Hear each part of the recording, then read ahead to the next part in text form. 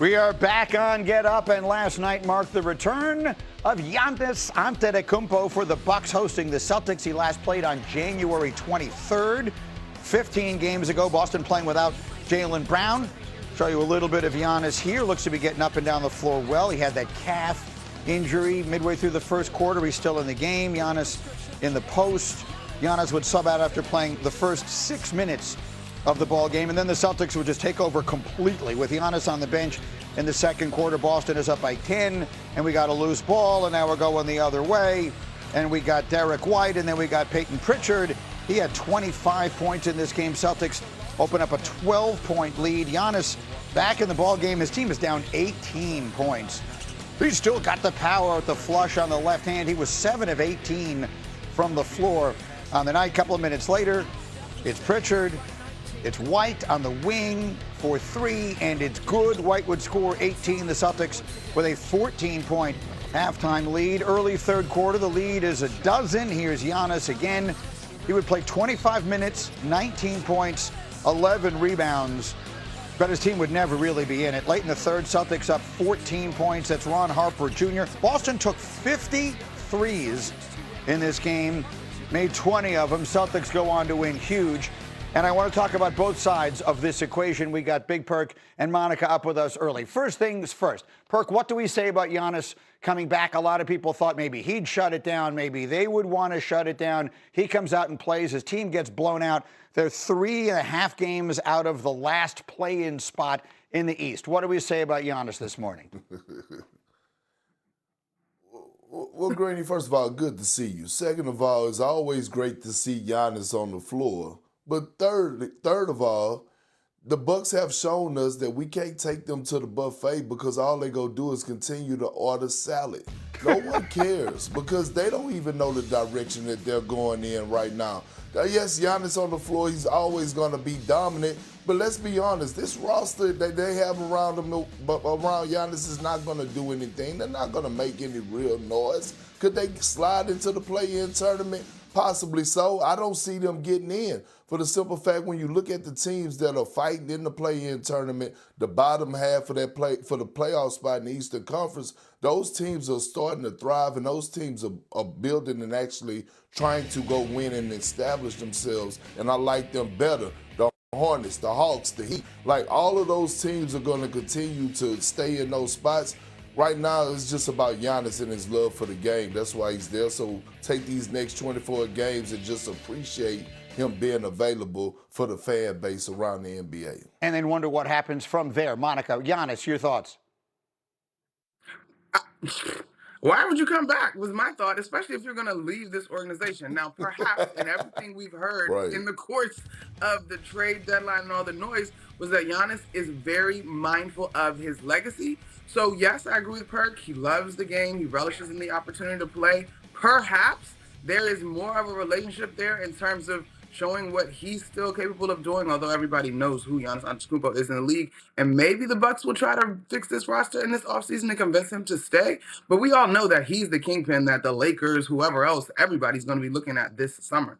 Okay, so that's the Milwaukee side of this. I want to talk to you about the Boston side of it. They won their 41st game last night of the season. That's significant because their preseason win total at DraftKings Sportsbook was 40.5. That's what the world expected them to be without Jason Tatum. You know who didn't expect that? Was Jaylen Brown, which is the reason, Big Perk, I'm on here saying and fighting anyone who will listen to me that Jaylen Brown is the MVP of the league this year. What do you say?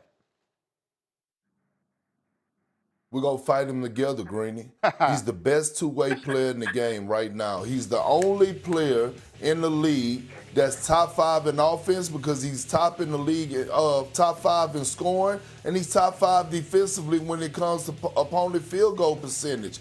And when you look at this Celtics squad, they are the most dangerous team in the NBA. Why do I say that? Number one, they have the most championship experience, in the Eastern Conference. Number two, they also have a coach in Coach Mazzulla who's up for Coach of the Year. They're playing with house money.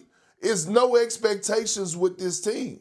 And so when you think about what they have with no expectations, appending Jason Tatum mixed with Jaylen Brown, a duo that has shown that they could get it done at the highest level. That's why I say that they're the most dangerous team. They have zero expectations. Let me show you the odds, because they've flipped yesterday, and I'm not sure exactly what to make of this, but all of a sudden yesterday at DraftKings, the Celtics became the favorites to win the East, which makes one wonder about the status of Jason Tatum. So I'll ask you, Monica, a two-part question. With Jason Tatum, are the Celtics the team to beat in the East? And without Jason Tatum, are the Celtics the team to beat in the East? Emphatically, Greeny, I got to go yes. And I'm just going to lean on the standings, but the Celtics are the second team in the East, so you got to get through them. Right now, obviously, the Pistons are sitting still atop of the Eastern Conference, but what I love about this group, and the only part that I disagree with on Perk, is that I do think they have real expectations now, and that's just because of who they are.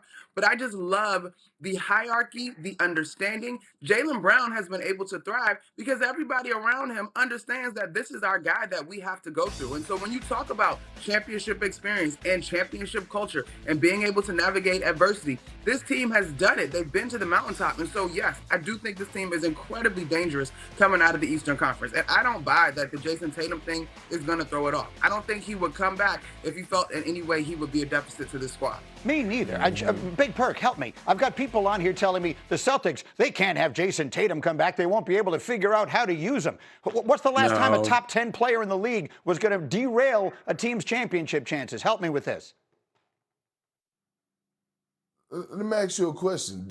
Did they system change or something? Because last night, didn't they take 50-plus three-point shots? Yes. They still play the same way. They still have that AAU style 5 out, 1 in, or no 5 out, excuse me, and you just run isolation ball and you play fast and they spread the floor. Jason Tatum is going to be just fine. He's going to fit right into their system. By the way, I love their front court. With Vucevic coming in off the bench, I love the big fella that they have anchored in the middle down there. So again, Jason Tatum comes back, the rest of the league know it's going to be scary. Monica, 30 seconds, finish. I just think that when we look at the Eastern Conference, those top 4 teams, with Cleveland and the Knicks sort of being inconsistent, if you will, Cleveland is finding its way. They've been more consistent than the Knicks. The experience could be the differentiating factor, and the Boston Celtics are the team that have that in spades. And they've got the MVP of the league, as far as I'm concerned. Guys, stay close. Much more basketball as we continue. But back to the hoops and the football, I should say, in just a moment. Are the Eagles making a mistake if they keep A.J. Brown? What's the right price to let him fly away? Will it happen in the next week? We're talking about it. Plus, speaking of superstars that could change places, should the Cowboys go all in for Max Crosby? We got one voice suggesting it. We'll see what Shefty has to say about that and more. It's a Tuesday. It's Get Up.